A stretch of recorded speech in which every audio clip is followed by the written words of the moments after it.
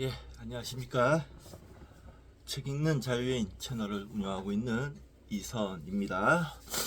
예, 오늘은 2025년 6월 6일 현충일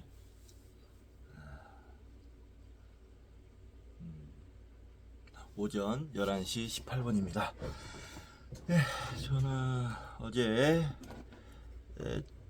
공부를 좀 늦게까지 했죠. 하고 아침에 일어나서 빈둥댔어요. 또 아침에 이제 일이 없으면 빈둥대는 경우가 많은데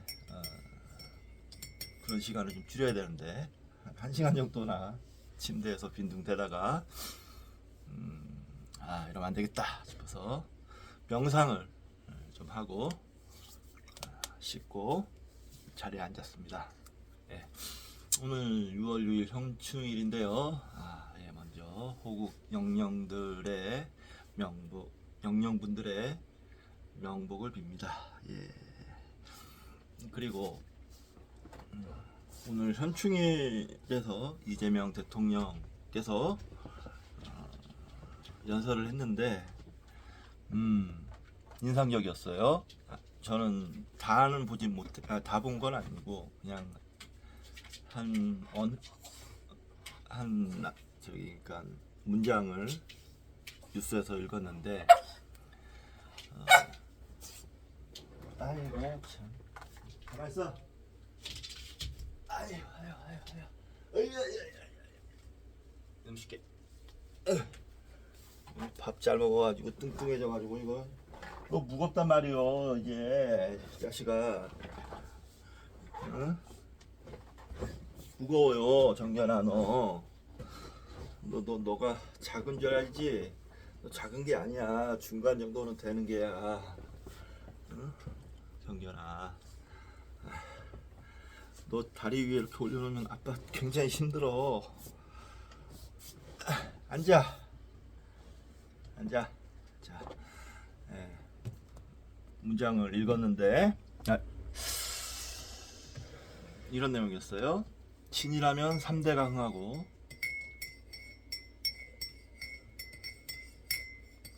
독립운동하면 3대가 망한다. 이런 말은 없어져야 한다. 라고 일가를 하셨습니다. 정말 속 시원한 말이고 우리 국민들, 대한민국 국민들이라면 정말 누구나 듣고 싶었던 말이면서 꼭 그렇게 되기를 바라는 내용이었습니다. 이재명 대통령은 제가 봤을 때 모르겠지만 진짜 온 힘을 다해서 대통령직을 수행하겠다고 마음을 먹은 것 같습니다. 자기 뜻대로, 또는 그 자기 뜻이라는 게 국민의 뜻이라는 걸 잘 알고 있는 것 같습니다. 자, 이쯤 하고요. 네. 오늘 이번 시간은 제3회 침팬지 미디어북을 할 텐데 그 전에 또 책을 한 권 소개시켜 드리도록 하겠습니다. 자, 디바인 매트릭스 느낌이 현실이 된다. 그렉 브레이든 지음, 김시현 옮김, 김영사 끌어당김 해빙의 법칙을 과학적으로 증명한 기념비적 작품 이렇게 되어 있는데 상도 받고 그랬어요. 아주 좋은 책인 것 같습니다. 책은 새 책입니다. 15,800원인데 비교적 싸게 나왔네요. 벌써 6세까지 찍었고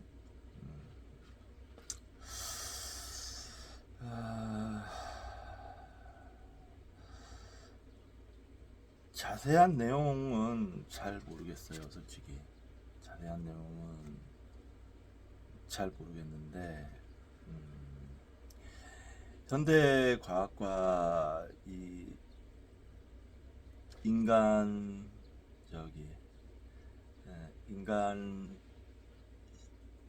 그 의식을 연결시키는 그런 연구를 한 것 같아요. 그래서 양자 이야기도 나오고 홀로그램, 매트릭스, 우주 이런 이야기들이 나와요. 평가가 아무튼 좋아서 샀고요.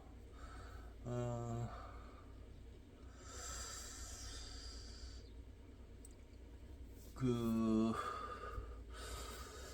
의식의 작용은 어떻게 이루어지는지, 작용이 현실에서 어떻게 이루어지는지, 이 문제는 계속 밝혀져야 되는 문제이기 때문에 또 제 관심사이기도 하고, 관심이 없는 게 없죠. 네, 그래서 샀습니다. 이번에 새 책도 좀 몇 권 샀거든요. 새 책 아니면 사기 힘든 책이라 샀어요. 자, 이번 시간 제3회 침팬지 미디어북 시작하도록 하겠습니다. 389쪽. 이번 시간 내용은 좀 심각한 내용입니다. 인간의 어두운 면을, 인류의 어두운 면을 계속 들여다보게 될 건데, 그렇게 알고 시작을 하도록 하겠습니다. 제16장 종족 학살의 성향. 인간의 전문입니다. 인간의 모든 본성 중에서도 동물의 선조에게서 가장 직접적으로 물려받은 것이 제노사이드의 본성이다. 제노사이드라는 건 집단 학살이죠. 민족 학살. 제노사이드를 이해하려고 하지 않고 특수한 인간이 저지르는 일짐으로 여기며 자기 기만에 빠져 있다면 제노사이드의 위험성은 사라지지 않는다. 제노사이드는 그러니까 보편적 인간의 본성이라는 거죠. 자, 제노사이드 5에서 2회로 어떤 나라든 건국기념일은 국민들에게 축하할 만한 날로 받아들여지지만 1988년의 건국기념일은 오스트레일리아인에겐 각별한 의미가 있었다. 바로 200주년을 기념하는 해였기 때문이다. 1988년 미래의 도시가 될 그 쌍막한 시드니 지방의 첫 번째 선단과 함께 상륙했던 사람들만큼 커다란 장애에 직면한 식민지 이주민은 없었다. 오스트레일리아는 그때까지 미지의 대지로서 이주자들은 무엇을 기대해야 하는지, 어떻게 살아가야 할지 생각조차 할 수 없었다. 그들은 모국을 떠나 8개월 동안 24,000km를 항해해왔다. 영국으로부터 보급 물자를 실은 다음 선단이 도착할 때까지 2년 반 동안 기아에 가까운 상태가 계속되었다. 이주자의 대부분은 죄수로서 추방당한 사람들이었다. 그렇죠? 호주는 영국의 죄수들이 추방당해서 그 죄수들의 후손들이 살고 있는 땅이에요. 그럼에도 불구하고 이주자는 살아남았고 번영했으며 대륙 전체로 이동하여 민주주의를 구축하고 독자적인 국가로서의 지위를 확립했다. 오스트레일리아인이 자랑스럽게 건국을 축하하는 건 지극히 당연한 일일 것이다. 그럼에도 불구하고 이 축하의 제전에 돌을 던지려는 한 무리의 항의자들이 있었다. 최초의 유저는 백인이 아니었다. 5만 년 전에 오스트레일리아에 이주한 사람들은 최근에는 보통 오스트레일리아 원주민으로, 오스트레일리아인 사이에서는 흑인으로 알려진 사람들의 조상이었다. 영국인의 이주 과정에서 이들 원주민 대부분은 이주자에 의해 살해되거나 다른 이유로 죽어갔다. 200주년을 축하하지 않고 항의 데모를 벌인 것은 그때 살아남은 생존자들의 후회였다. 이 축전을 계기로 오스트레일리아가 어떻게 백인의 국가가 되었는가 하는 문제가 은연중에 세인의 관심거리로 떠올랐다. 2장에서는 다른 각도, 즉 어쩌다가 오스트레일리아가 더 이상 흑인 국가가 아니게 되었는지, 또 용맹한 영국인 이주자들이 어떻게 그런 종족 근절의 행위를 저지르게 되었는가 하는 문제에 초점을 맞춰 살펴보기로 하자. 백인 오스트레일리아인의 반격을 피하기 위해 분명히 해두겠는데, 나는 그들의 조상이 뭔가 특별히 끔찍한 일을 저질렀다고 고발하려는 것은 아니다. 내가 오스트레일리아 원주민의 몰살을 말하려는 이유는 오히려 그것이 특별한 사건이 아니라는 데 있다. 또 잘 알려지지 않은 현상치고는 꽤 자주 나타난다는 사실조차 그 기록이 잘 정리되어 있기 때문이기도 하다. 세계적인 제노사이드, 가로 열고 특정의 민족 집단의 절멸을 목적으로 하여 그 구성원들을 살해하거나 생활 조건을 박탈하는 대량 집단 살해 행위, 가로 닫고, 제노사이드의 예로 제일 먼저 연상되는 것은 나치 강제 수용소에서의 살육 행위이겠지만, 그 사건도 금세기 최대 규모라고는 할 수 없다. 나치보다 더 규모가 큰 사건이 있었어요? 그래요? 저는 금시초문인데요. 볼까요? 태즈메니아인 등 좀 더 소규모로 이루어진 현대 멸종 정책의 표적이 된 민족들만 해도 수백이 넘는다. 전 세계에 흩어져 있는 많은 민족이 가까운 장래에 잠재적인 표적이 될 수 있다. 제노사이드는 워낙 끔찍한 사건이어서 우리들은 그에 대해 전혀 생각하기를 꺼리거나, 그 같은 범죄는 나치들이나 저지르는 짓이고 선량한 사람들과는 상관없다고 생각하는 경향이 있다. 그처럼 제노사이드에 관하여 생각하기를 거부해온 탓에 제2차 대전 이후에 자행된 다양한 형태의 집단 학살도 제지하지 못했으며, 따라서 다음에는 어디에서 그런 일이 일어날지에 대해서도 전혀 무방비 상태다.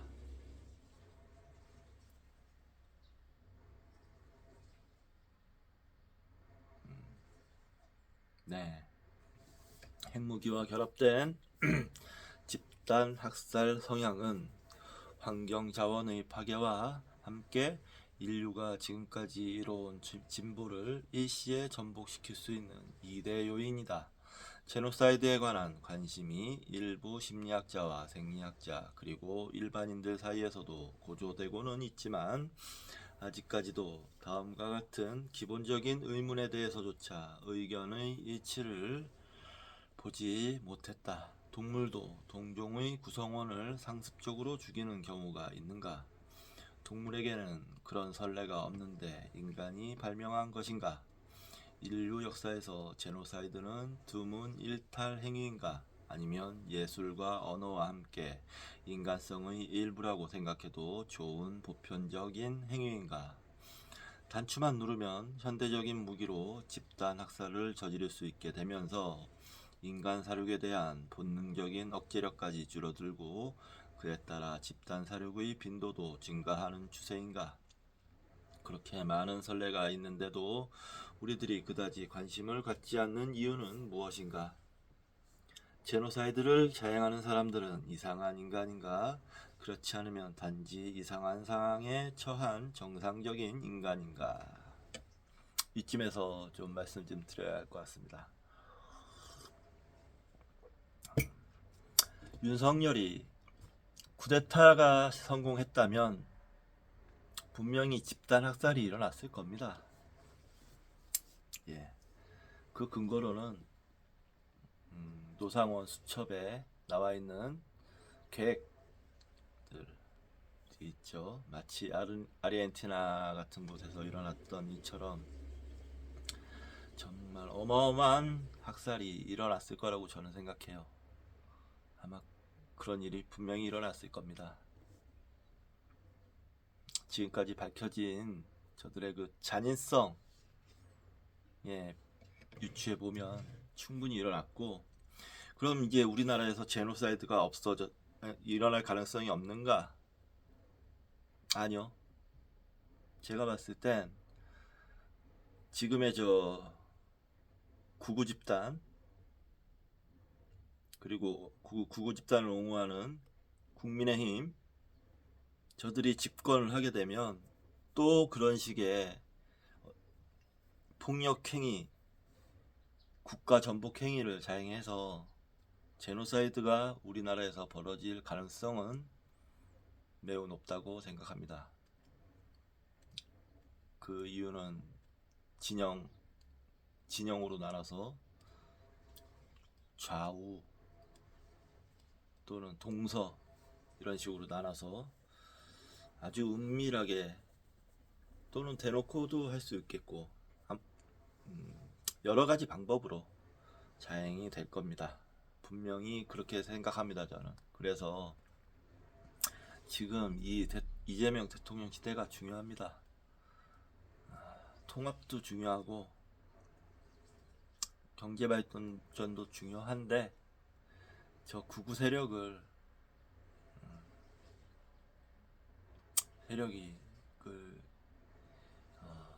더 이상 준동하지 않고 스스로 자멸해가는 길로 인도해서 최대한 그 세력을 약화시켜야 합니다. 다시는 정치 세력으로 등장할 수 없도록 최대한 약화시켜놔야 됩니다. 그게 지금 이 시대 정신입니다. 네, 먹고 사는 문제 중요하고 정치개혁, 통합도 중요한데, 통합을 하기 위해선 저 사회 혼란을 가중시키는 구구 세력을 박멸해야 합니다. 네. 세게 얘기를 했는데요. 박멸이라는 것 표현은 좀 강한 표현이고, 그것보다는 절대적으로 심을 어떠한 잠재력도 생기지 않도록 약화시켜 놔야 됩니다. 근데 이게 굉장히 힘듭니다. 구구 세력은 일정 부분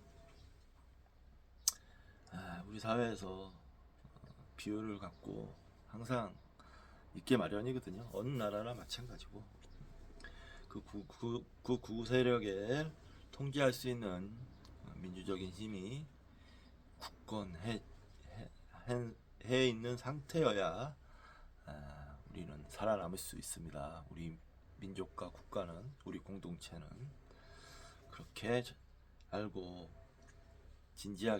정말 진지하게 우리 사회를 바라볼 필요가 있습니다.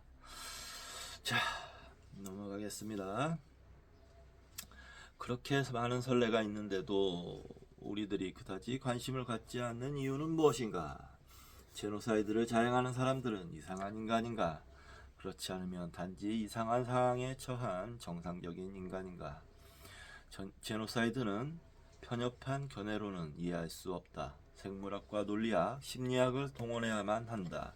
그러므로 우선은 우리들의 조상격인 동물로부터 20세기에 이르는 생물학적 역사를 더듬어 보는 것으로부터 집단 사육에 대한 연구를 시작해야 한다. 이어서 사례자들이 집단 학살을 어떻게 윤리적으로 정당화시키는지를 묻고, 제노사이드가 가해자, 살아남은 피해자, 그리고 방관자에게 미친 심리적 효과를 살펴보자. 그러나 그런 의문에 대한 해답을 찾기 전에 대규모 제노사이드의 전형인 태즈메니아인의 말살을 먼저 살펴보는 것이 유익하리라고 생각한다.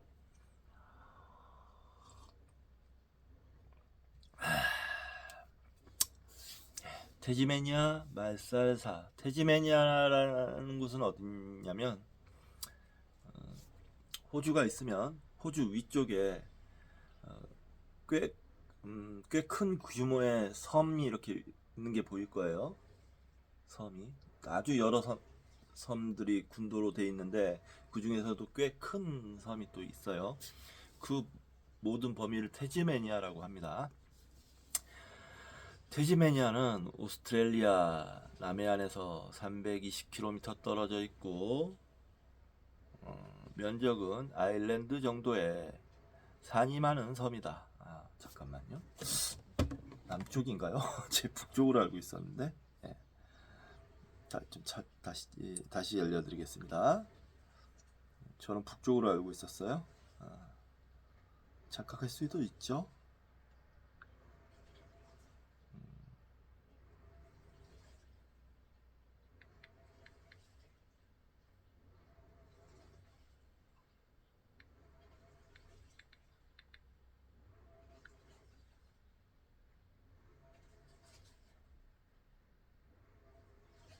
아, 아니네요. 죄송합니다. 네, 제가 잘못 알았고요.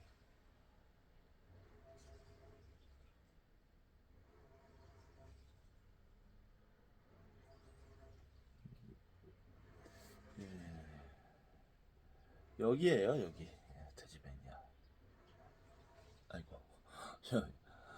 여기 밑에 빨간, 호주 밑에 빨간 지역 보이죠? 거기가 태즈메니아입니다. 제가 태즈메니아랑 헷갈린 게 있어요.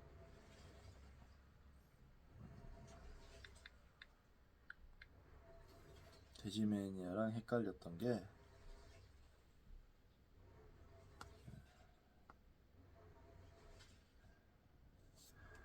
요 위에 지역, 요 위에 호주 위에 여기 지역하고 헷갈렸습니다. 예. 폴리네시아. 예. 자, 넘어가겠습니다. 아무튼 남쪽 섬입니다. 예. 떨어져 있고 면적은 아일랜드 정도의 산이 많은 섬이다. 1642년 유럽인에 의해 발견되었을 때 그곳에는 오스트레일리아 본토의 원주민과 가깝고 현대인 중에서도 가장 단순한 수준의 기술만을 갖춘 약 5,000명의 수렵 채집민이 살고 있었다. 본토 원주민과 마찬가지로 금속기, 농경, 가축, 토기, 활과 화살이 없었을 뿐더러 본토 원주민들이 가지고 있는 부메랑도, 개도, 그물도, 재봉지식도, 불을 피우는 방법도 몰랐다. 태즈메니아인이 제작했던 것은 종류도 적고 모양도 단순한 석기와 나무로 만든 도구뿐이었다. 운반 수단이라고는 아주 짧은 거리밖에 항해할 수 없는 뗏목이 전부였으므로 1만 년 전 해면이 상승하면서 태즈메니아와 오스트레일리아가 분리된 이래 그들은 어떤 다른 인간들과도 접촉하지 못하고 살아왔다. 그들은 수백 세대에 걸쳐 그들만의 세계에 꾹꾹 틀어박혀 현대 인류 역사상 가장 오랫동안 고립된 상태로 생존해왔다. 그 이상의 고립 생활이 존재한다면 그것은 SF 세계에서나 묘사되어야 할 것이다. 오스트레일리아 백인이 이주해 옴으로써 마침내 태즈메니아인들이 고립 상태에서 벗어나긴 했지만 두 민족만큼 서로를 이해할 준비가 돼 있지 않은 이들도 없었다. 영국인 바다표범잡이 어부와 이주자들이 1800년경 이 섬에 도착하자마자 두 민족의 비극적인 만남은 곧장 전쟁으로 치달았다. 백인은 태즈메니아인 아이를 유기하여 노예로 만들고 납치한 여자를 첩으로 만들었으며 남자들의 손발을 절단하거나 죽이고 수렵장을 황폐화시키는 등 그 땅에서 태즈메니아인을 몰살시키려고 했다. 따라서 갈등의 초점은 곧 라벤스라움 가로 열고 민족 생활권이라는 뜻의 나치의 대량 학살을 정당화하려고 내걸었던 구호. 민족 생활권. 라벤스라움에 맞춰졌다. 그것은 인류 역사를 통해 가장 보편적인 집단 학살의 근거가 되어왔다. 아이들이 유괴된 결과 1830년 11월 북동 태즈메니아 원주민의 인구는 성인 남성 72명, 성인 여성 3명, 아이는 한 명도 없는 상태까지 이르렀다. 와, 참 나쁜 놈들이네 진짜. 어떤 양치기는 못을 장전한 선회포로 19명의 태즈메니아인을 사살하기도 했다. 다른 4명의 양치기는 원주민들을 끌고 와 엎드리게 한 후 30명을 죽여 그 시체를 오늘날 승리의 언덕으로 기념하고 있는 해안의 절벽에서 떨어뜨렸다. 태즈메니아인이 복수를 했고 그 다음에는 또 백인이 복수를 하는 과정이 되풀이되었다. 점점 확대해가는 복수전을 끝내기 위해 아서 총독은 1828년 4월 태즈메니아인에게 유럽인이 이주한 지역을 떠나도록 명령했다.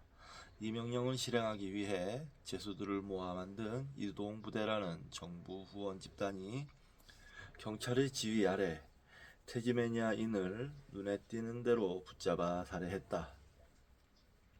1828년 11월 계엄령 선포와 함께 병사에게도 이주지에서 발견되는 모든 태즈메니아인을 살해할 권한이 주어졌다. 계엄령이 이런 거예요. 이런 게 계엄령인데 경고성 계엄이라고? 자, 뒤이어 원주민을 생포할 경우 성인 한 명당 5파운드 영국 화폐 단위로 어린아이 한 명당 2파운드의 현상금을 걸었다. 흑인 사냥 그리고 태즈메니아인의 짙은 피부색 때문에 그렇게 불렀다. 가로 닫고 민간인에게도 공무를 수행하는 이동부대에게도 큰 돈벌이가 됐다. 그 무렵 원주민에 대한 포괄적인 정책을 권고하기 위해 오스트레일리아 영국 성공의 대주교 윌리엄 브로튼을 대표로 하는 위원회가 만들어졌다. 위원회는 그들을 잡아 노예로 팔지 않은 안과 독을 먹이거나 가두지 않은 안 그리고 개를 이용해 추적하여 잡지 않은 등의 제한을 심의한 끝에 계속해서 현상금을 걸고 기마 경찰대를 이용해서 그들을 말살하기로 결정했다.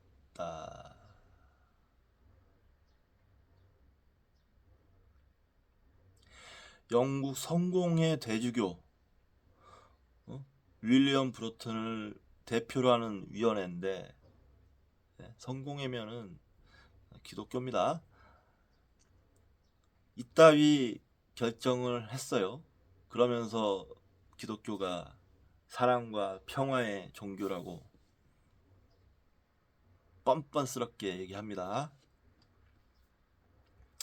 1930년 유명한 선교사 조지 아우구스투스 로빈스는 남아있는 태즈메니아인을 끌어모아 48km 떨어진 플린더스 섬으로 데려가는 역할을 맡았다. 로빈스는 자기가 태즈메니아인에게 좋은 일을 해주고 있다고 확신했다. 그 일의 대가로 그는 300파운드를 받았고 일이 완성되자 700파운드를 더 받았다. 용기 있는 원주민 여성 투르가니니의 도움을 받아 위험과 난관을 극복하고 나머지 원주민을 데려가는 데 성공했다. 처음에는 투항하지 않으면 더욱더 나쁜 운명이 기다리고 있다고 설득했지만 나중에는 총구를 들이대는 수밖에 없었다. 로빈슨의 포로는 대부분 플란더스 섬으로 가는 도중에 사망했으므로 섬에 도착했을 때 남은 사람은 200명 뿐이었다. 그들이 한때 5,000명이나 됐던 태즈메니아인 집단의 최후의 생존자였다.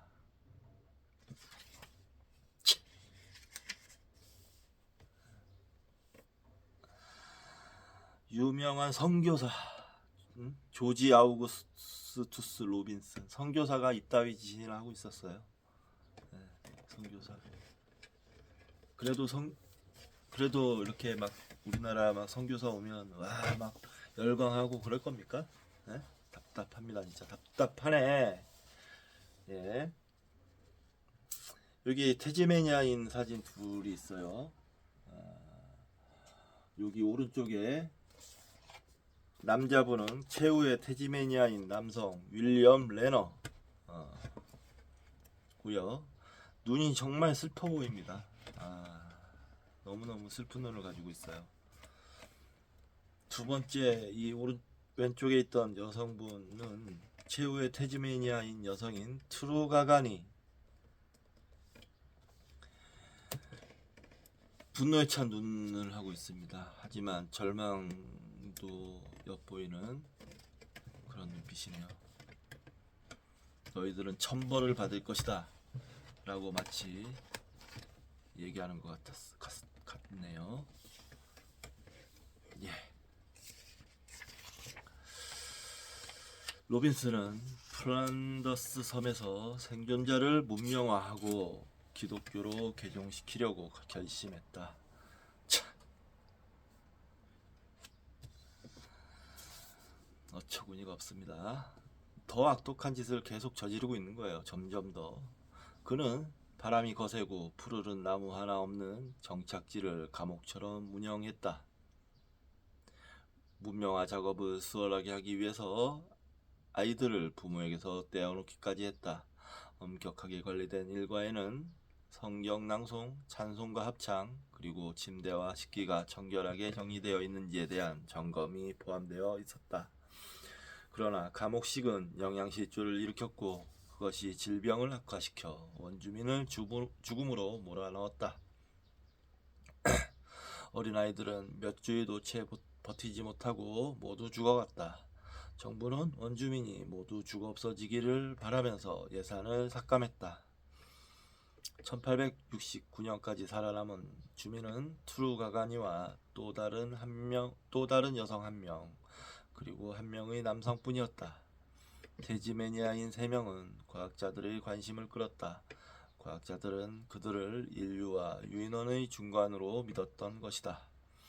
1869년 최후의 남성 윌리엄 레너가 사망하자 왕립 태즈메니아 협회의 조지 스토켈 박사와 왕립 외과대학의 W.L. 크로더 박사가 이끄는 의사팀이 앞다투어 레너의 시체를 파헤치고는 시체를 여기저기 도려내어 훔쳐갔다.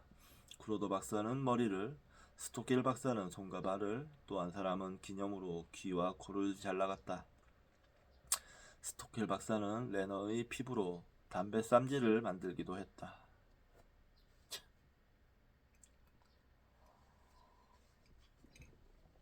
누가 미개인입니까? 예? 누가 미개인이에요? 그 사람은 행위로 결정됩니다.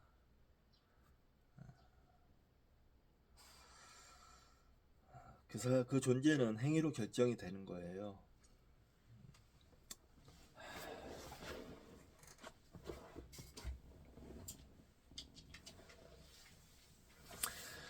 1876년에 사망한 최후의 여성 투루갈리니는 레너처럼 사후에 절단될 것이 두려워 죽기 전에 자기의 시신은 화장해서 바다에 뿌려달라고 탄원했지만 아무 소용이 없었다. 그녀가 염려한 대로 왕립협회는 그녀의 뼈를 파내 태즈메니아 박물관에 진열했고 그것은 1947년까지 전시되었다. 그 해에 박물관은 여론의 거센 비난을 견디지 못하여 과학자만 볼 수 있는 별실에 트루가가니의 뼈를 이전했지만 그런 조치 역시 저급한 취향이라고 비난받았다. 드디어 1976년 트루가가니의 뼈는 그녀가 죽은 지 100년이 지나서야 박물관의 반대를 무릅쓰고 그녀가 바라던 대로 화장되어 재는 바다에 뿌려졌다. 태즈메니아인은 소수였으나 그들이 오스트레일리아 역사에 미친 영향은 매우 컸다. 태즈메니아는 원주민 문제를 해결해야 했던 오스트레일리아 최초의 식민지로서 그 해결이 거의 완벽하게 이루어졌기 때문이다. 원주민을 모두 제거하는데 확실하게 성공함으로써 가능했던 일이다. 그러나 사실 백인 바다 표범잡이 어부들과 태지메니아 여성들 사이에 생긴 아이들 중 몇 명은 생존했는데 오늘날 태지메니아 지방 정부는 그들의 자손을 어떻게 다뤄야 할지 몰라 곤란을 겪고 있다. 오스트레일리아 본토의 많은 백인들은 태지메니아의 철저한 해결을 부러워하며 그 흉내를 내고 싶어 했지만 동시에 교훈도 얻었다. 태지메니아인의 몰살은 신문이 지켜보고 있는 도시 안에서도 일어나 약간이나마 반대의 여론을 일으키기도 했다. 따라서 더 많은 본토 원주민들은 도시가 아닌 도시에서 훨씬 떨어진 변경이나 그 너머에서 멸종을 당해갔다.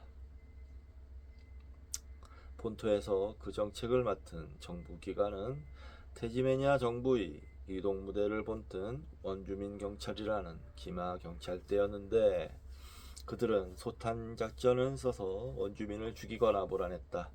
전형적인 전술은 밤중에 캠프를 포위하고 새벽에 공격하여 주민을 사살하는 작전이었다. 또한 백인 이민자들은 오스트레일리아 원주민들을 죽이려고 독이 든 음식물을 광범위하게 사용했다. 뿐만 아니라 사로잡힌 오스트레일리아 원주민들의 목을 쇠사슬로 연결한 채 끌고 가서 감옥에 가두는 것도 아주 흔한 일로 벌어졌다.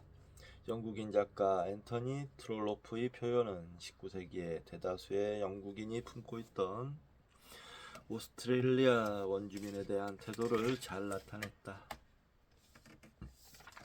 오스트레일리아 흑인은 사라져야 한다. 불필요한 손해를 보지 않고 원주민의 씨를 말리는 것, 그것이 이 문제에 관심이 있는 모든 사람들의 목표다. 20세기에 들어선 뒤에도 오스트레일리아에서는 그러한 책략이 한동안 계속됐다. 1928년 경찰이 앨리스 스프링즈에서 오스트레일리아 원주민 31명을 학살한 사건이 발생했다. 오스트레일리아 의회는 이 대학살을 인정하지 않았고 경찰이 아니라 오스트레일리아 원주민 생존자 2명이 살인 혐의로 재판을 받았다. 그들은 목사슬에 계속 묶여있을 뿐만 아니라 1958년에 이르러서는 인도적인 행위로 옹호받기까지 했다. 서오스트레일리아주 경찰국장이 멜버른 헤럴드지에 오스트레일리아 원주민 포로들이 쇠사슬로 묶이기를 원한다고 해명했기 때문이다.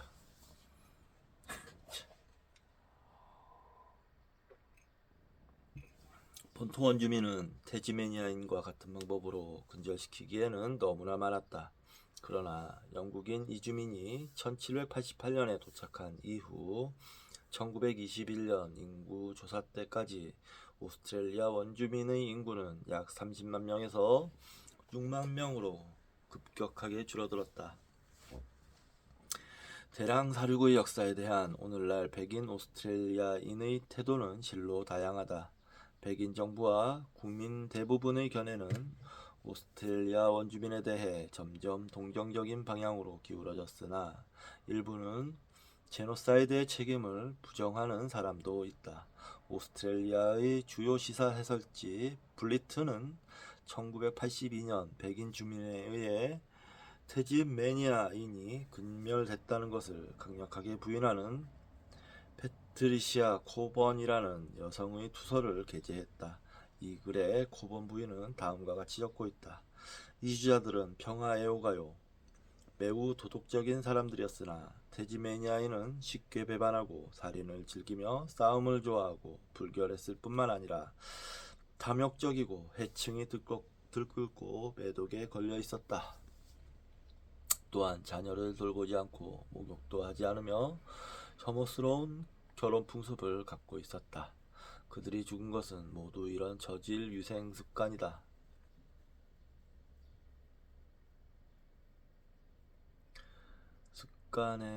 습관에다 죽음을 원하는 전통과 신앙심이 부족했기 때문이다. 신앙심이라니. 수천 년을 생존해 있다가 이주자와의 갈등 과정에서 근멸된 것은 그저 우연의 일치였다. 학살은 오히려 태지매니아인이 이주자에게 자행한 것이지 그 반대의 경우는 없었다. 이주자들은 자기 방어를 위해 무장했을 뿐이며 총포 사용법도 익숙하지 않았다. 따라서 한 번에 41명 이상의 태지매니아인을 살해한 일 따위는 결코 없었다. 아, 역겨워서 못 있겠네요 진짜. 음,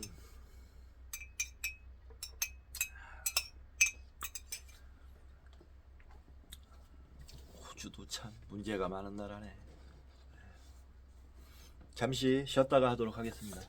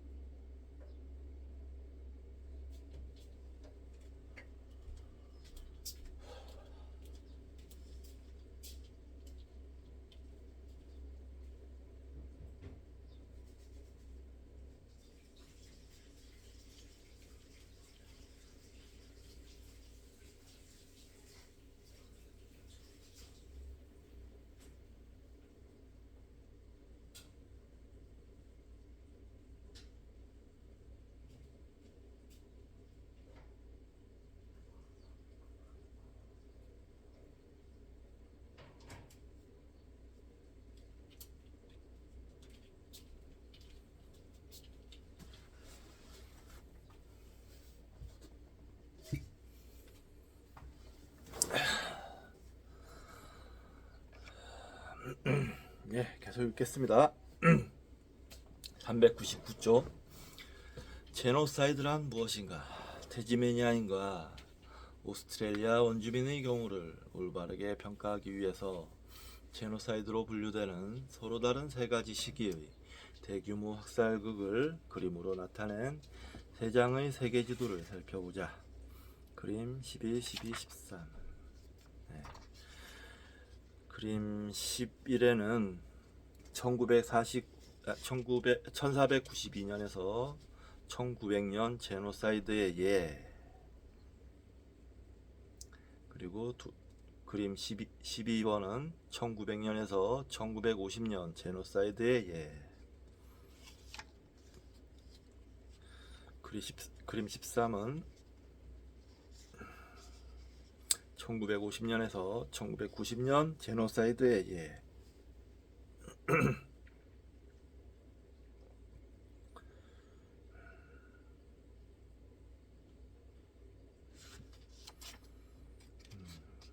많은 제노사이드가 벌어졌네요.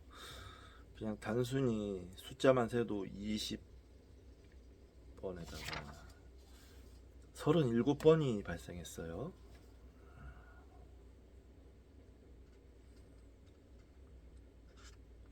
근데 1950년에서 1990년의 제노사이드가 제일 많습니다.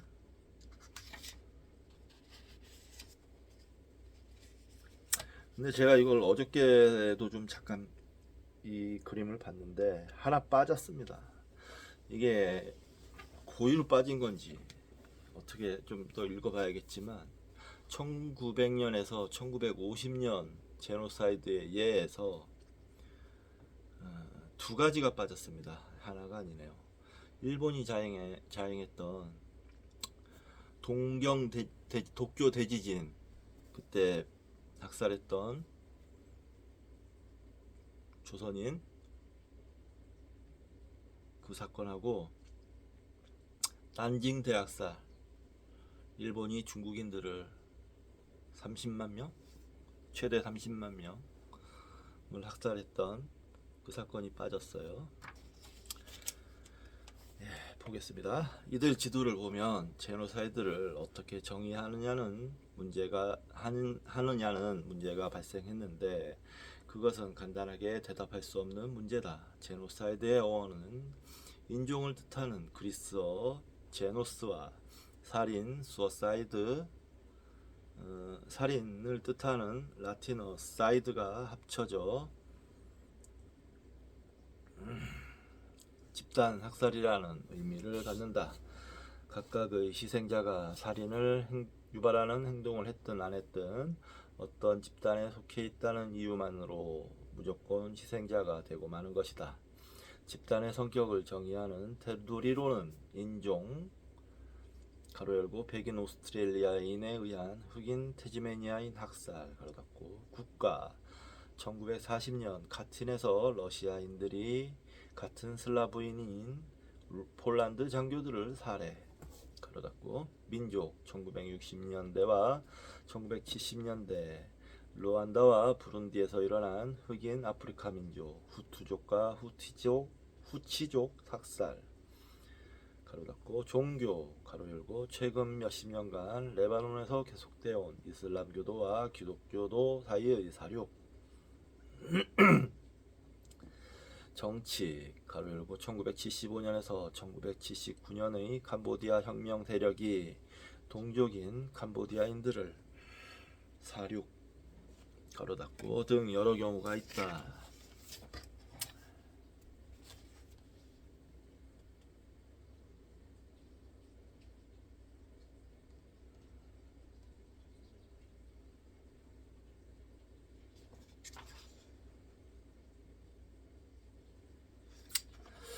따라서 제노사이드의 본질은 집단 학살인데 정의의 폭을 어디까지 좁힐 것인가에 대해서는 이론의 여지가 있다.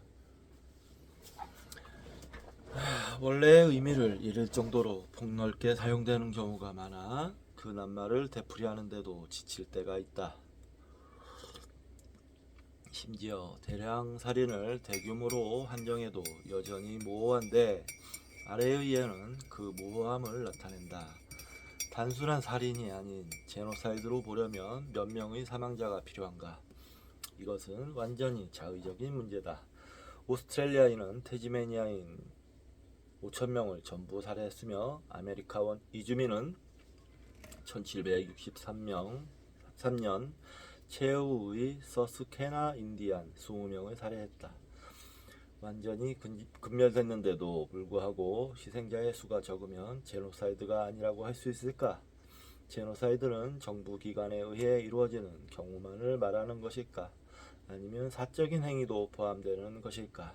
사회학자 어빙 호로비츠는 제노사이드를 개인적인 행위인 암살과 구별하여 국가 관료적 기관의 힘으로 무고한 사람들을 구조적, 체계적으로 박멸하는 것이라고 정의하고 있다. 그러나 순수한 정부기관에 의한 살해 가로 열고 스탈린에 의한 정적의 숙청 가로 닫고 사례와 순수한 개인적 살해 가로 열고 브라질의 토지 개발업자가 전문적인 인디언 살인 청부업자를 고용한 예 가로 닫고는 서로 깊은 관련이 있다. 아메리카 인디언을 살해하는 것은 시민들과 미국 군대 양쪽이며 북부 나이지리아의 이보족도 군중과 병사들의 손에 살해됐다. 1835년 뉴질랜드 마오리의 테아티아와족은 배를 납치해 물건을 싣고 채텀 제도를 침공하여 300명의 섬주민 가로 열고 모리오리족이라는 다른 폴리네시아인 집단 가로 닫고 섬주민을 살해한 뒤 남은 주민은 노예로 만들어 섬을 점령하자는 대담한 계획을 세우고 그것을 성공시켰다.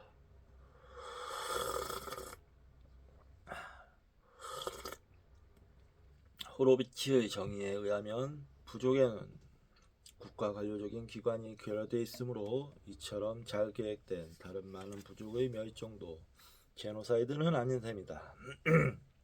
특별한 살해 계획 없이 잔혹한 행위로 인해 많은 사람들이 죽었다면 그것은 제노사이드라고 할 수 있을까?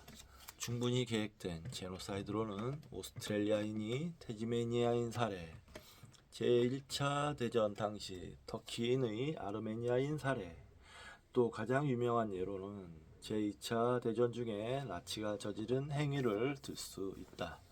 다른 극단적인 예로는 1830년대 미국 동남부의 초토족, 체로키족, 크리크족, 인디언이 미시시피강 서쪽으로 강제 이주된 일을 들 수 있다. 이주 도중에 발생한 많은 인디언의 사망은 앤드류 잭슨 대통령이 특별히 의도한 것은 아니었지만 그들의 생존을 위해 최소한의 조치도 취하지 않았던 것도 사실이다. 식량과 의복이 거의 또는 전혀 없는 상태에서 겨울철에 강제 행군을 시켰으니 집단 살해는 단순하고 필연적인 결과다. 이건 뭐 살해한 거죠. 무슨 의도가 없었다고 할 수 있습니까? 이게 의도가 된 겁니다. 왜 이거를 호도하죠? 제노사이드의 의도성을 따지는 노골적인 진술이 있는데 그것은 과야키 인디언을 노예로 삼아 식사나 약도 주지 않고 고문하고 학살하여 멸종시켰다고 비난받는 파라과이 정부의 변명이다. 파라과이 국방장관은 과야키족 근절은 의도적인 것은 아니었다며 짤막하게 응답했다. 희생자와 가해자가 있는 것은 사실이나 제노사이드의 범죄를 입증하는 데 필요한 3요소, 즉 의도는 없었다. 따라서 제노사이드라고 할 수 없다. 아마존 인디언에 대한 브라질인의 제노사이드를 고발당한 브라질의 상임위원회 대표도 유엔에 이렇게 반박했다. 특별한 악의도 없었고 제노사이드로 규정짓는 데 필요한 동기도 없었다. 문제는 오로지 경제적 이유에서 일어난 것으로 가해자는 희생자의 토지 소유권을 빼앗기 위해서 행동했을 뿐이다. 나치가 유대인과 집시를 살해한 것처럼 대규모 살인 중에는 도발적인 행위가 없는 경우에도 자행된다. 그 경우에는 희생자 자신이 이전에 저질렀던 살인 행위와 같은 일이 있어 복수를 당하는 것이 아니라 일방적인 희생을 강요당하는 것이다.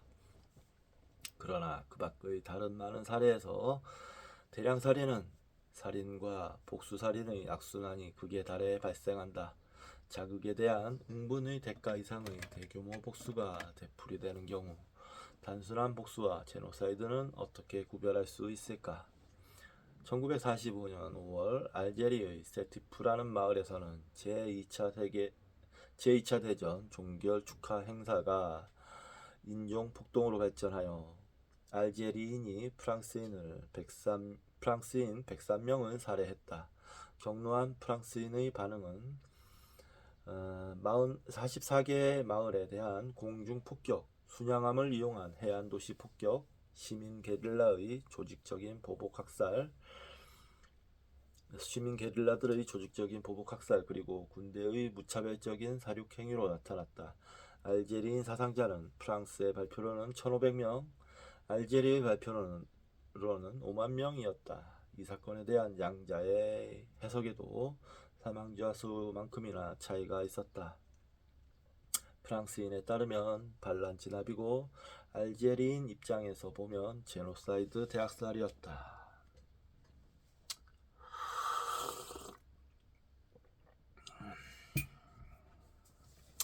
뭐 이게 구별하는 게 의미가 있습니까? 제노사이드인지 아닌지 뭐 어떤 규범을 딱 정해놓고 제노사이드네, 요거에서 벗어났으니 제노사이드 아니네, 이런 게 의미가 있는지 뭐 아무튼 뭐 저는 합의가 있어야 된다고 생각하는데 UN 같은 곳에서의 합의, 제노사이드라고 규정이 되면 전 세계적으로 그건 제노사이드가 되는 거죠. 그런 식이 가장 합리적이라고 생각합니다. 살해 동기, 제노사이드의 원인이 되는 동기를 분류하기란 정의를 내리는 것과 마찬가지로 어려운 작업이다. 여러 가지 동기가 동시에 작용하는 경우도 있지만 쉽게는 대체로 4가지 형태로 나눌 수 있다. 처음 2가지는 외견상의 이데올로기 대립의 유무에도 불구하고 토지와 권력을 둘러싼 현실적인 이해 대립이 있는 경우다. 다른 2종류는 현실적인 대립보다는 어디까지나 이데올로기적인 또는 심리적인 동기가 작용한 경우다. 아마도 제노사이드는 군사적으로 좀 더 우세한 사람들이 그보다 약한 사람들의 토지를 점령하려다가 그들의 저항을 받았을 때 발생하는 것 같다. 백인 오스트레일리아인이 태즈메니아인과 오스트레일리아 원주민을 사륙했던 외에도 백인 미국인이 아메리카 인디언을, 아르헨티나인이 아라우칸 인디언을, 그리고 남아프리카 보어인 이주민이 부시맨과 호텐토트인을 사륙한 예와 같은 그런 종류의 예는 얼마든지 들 수 있다.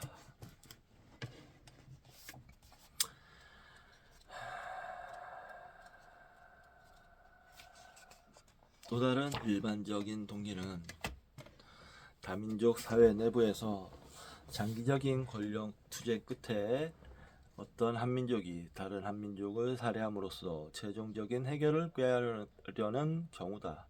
두 민족 사이에 일어난 투쟁의 예로는 1962년에서 1963년 루안다에서 후투족이 투치족을 사륙한 일, 1972년에서 1973년에 부룬디에서 투치족이 후투족을 사륙한 일, 제2차 세계대전 중 유고슬라비아 크로아티아인이 세르비아인을, 대전이 끝날 무렵에 세르비아인이 크로아티아인을 사륙한 일, 1964년 잔지바르에서 흑인이 아랍인을 사륙한 일 등이 있다. 그러나 살해하는 측과 살해당하는 측이 정치적 견해만 다르고 같은 민족인 경우도 있다. 정치적인 반대자들에 대한 구소련 정부의 숙청이 그 예로서 희생자가 1929년에서 1939년 사이에 약 2천만 명, 1917년에서 1959년 사이에는 6,600만 명에 이르는 사상 최대 규모의 제노사이드로 알려졌다. 6,600만 명. 아이고. 이 기록보다 훨씬 최근에 일어난 정치적 사례로는 1970년대 캄보디아 혁명 세력이 수백만 명의 캄보디아인 동포들에게 자행한 숙청, 1965년에서 1967년에 인도네시아에서 벌어진 수십만 명의 공산주의자 사례가 있다. 위에 언급한 두 가지 동기에서 보듯 토지와 권력을 손에 쥔 사례자에게 있어 희생자는 큰 장애물일 수 있다. 그러나 반대 입장에서 보면 무력한 소수가 사례자의 욕구 불만에 의한 희생이 된 것이다.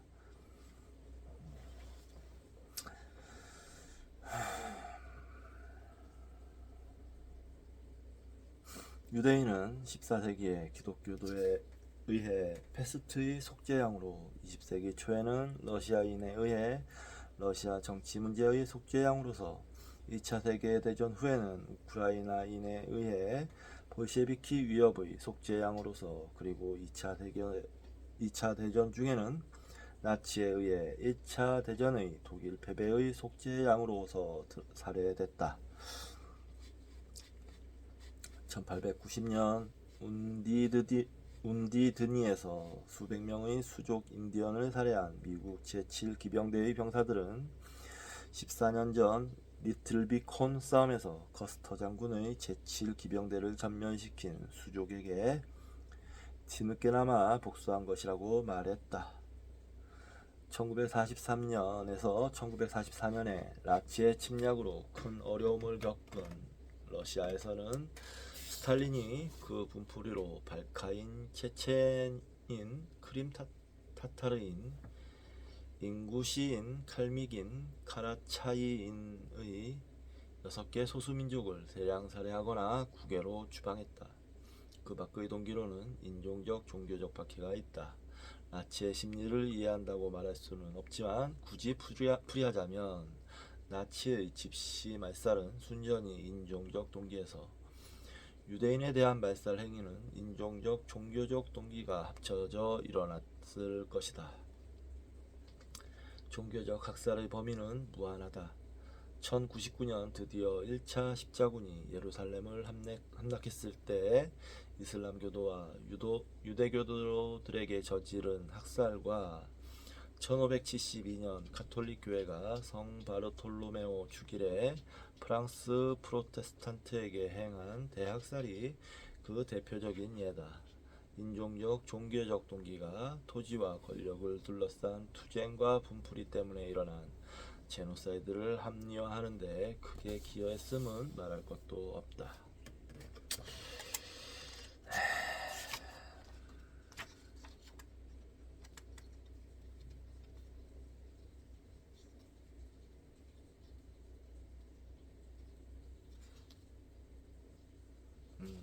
상당히 심각한 주제죠.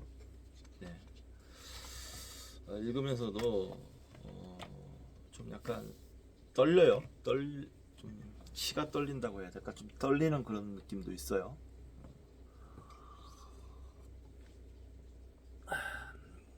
말하고 싶은 바가 이제 서서히 드러날 것입니다. 이제 407쪽 동물세계 사료 편의로 넘어가는데요. 이거는 지금 시각이 오후 12시 23분이거든요. 밥을 제가 아직 못 먹었어요. 밥을 먹고 계속 읽도록 하겠습니다.